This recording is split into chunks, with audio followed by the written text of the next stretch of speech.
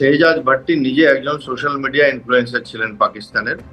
তারপর 333 বলে উনি একটি চ্যানেল চালাতেন। তারপরে সেখান থেকে আমার মনে হয় আইএসআই ওনাকে রিক্রুট করে। শোনা যাচ্ছে ইদানিং উনি আমির শাহিতে আছেন এবং হোয়াইট ব্যবসা করছেন, দুধের ব্যবসা বা এরকম কোনো ব্যবসা করছেন। এবার মডিউলটি যেটা আপনি বললেন, এটা একটা নতুন মডেল। আপনার কথা যথার্থ। আপনি বললেন তরুণ প্রজন্ম, হ্যাঁ।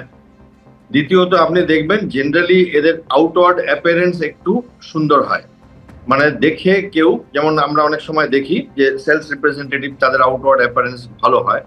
তো একটা চেহারাতে একটা আকর্ষণ থাকে মানুষের, সেই রকম লোককে তারা নেয়। দ্বিতীয় কথা, পড়াশোনা জানা, একেবারে যে ইন্টারনেট হ্যান্ডেল করতে পারবে না সেরকম লোককে তারা নেবেন।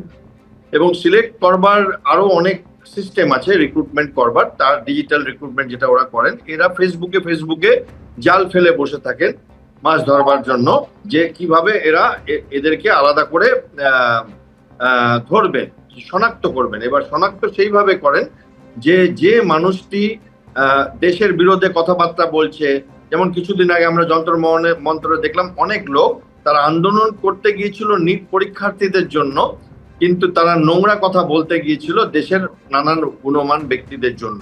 তাদের আসল উদ্দেশ্য ছিল কিছু শরীর প্রদর্শন করা, কিছু নোংরা কথা বলা, অনেকের, সবার না, আন্দোলনের মাঝখানে ঢুকে তাদের কুরুচিকর মন্তব্য করবার।